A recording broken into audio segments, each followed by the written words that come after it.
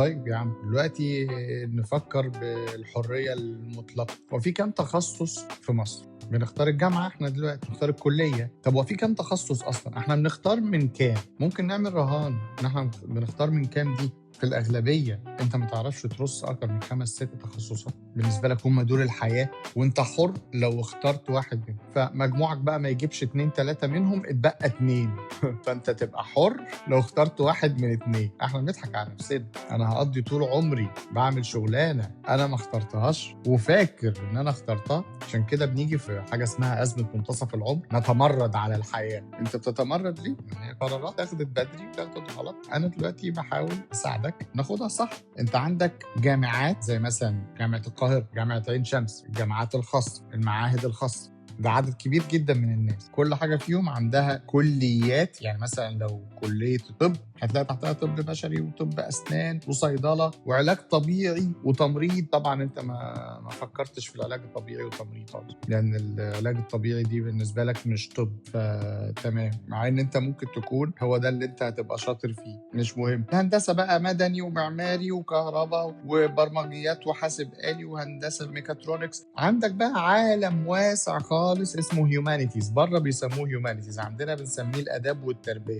سوسيولوجي علم الاجتماع، سيكولوجي علم النفس، اعلام، صحافه، تربيه. التربيه دي اللي بتخرج مدرسين. انت عارف المدرس اللي في المدارس الامريكيه بيقبض كام؟ يعني بما اننا بنتكلم كلام عام دلوقتي، احنا اتفقنا قبل كده ان انت هتقبض كويس في اي حاجه انت ناجح فيها، بس المهم انت توسع الدايره بتاعت ان انت تحاول تعرف هو انت اصلا موهوب في ايه ومهاراتك في ايه، وهو ده اللي انت هتنجح فيه. انت عارف لو انت بتعرف تتكلم مع الناس انك ممكن تكون مثلا حاجه اسمها مدرس. يعني طبعا اول حاجه بتيجي في بالك سيلز، صح؟ انت لو انت بتعرف تتكلم مع الناس سيلز، اتفقنا. والسيلز بيدخل تحتها ريل استيت، صح؟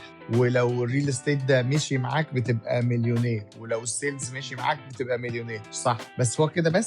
لا، على فكره لو بتتكلم مع الناس دي ليها علاقه برضو بالسياسه والاقتصاد، دي برضو ليها علاقه باداره الاعمال، دي برضو ليها علاقه بكليه التربيه، دي برضو ليها علاقه بعلم النفس، دي برضو ليها علاقه بعلم الاجتماع. فانت انهي واحد فيهم؟ وبلان ايه بتاعتك ايه وبلان بي بتاعتك ايه؟ انت عارف الناس دي بتقبض كام وحياتها شكلها ايه والكلام ده كله. عندك بعد كده فنون تطبيقيه، فنون جميله، نحت، تصوير، زراعه. انت عارف احنا سياحه وفنادق، انت ما اتكلمناش بقى في الارشاد السياحي، ما اتكلمناش في هوسبيتاليتي. عارف مدير الفندق بيقبض كام؟ ما لو هنتكلم بعد كام سنه، ما انت مش هتتولد كده. ما هو الدكتور على فكره ما بيعملش فلوس غير وهو في اواخر الاربعينات. فعلى فكره برضو اللي دخل سياحه وفنادق ودخل في الكارير بتاع الفنادق في اخر الاربعينات برضو بيبقى مدير فندق. على فكره دخل كليه تجاره عربي عادي جدا في اخر الاربعينات برضو ممكن يبقى مدير بنك او نمره 2 في بنك. انت عارف الملايين دي شكلها ايه؟ فاوعى تفتكر ان التخصص ده بيدي فلوس، لا،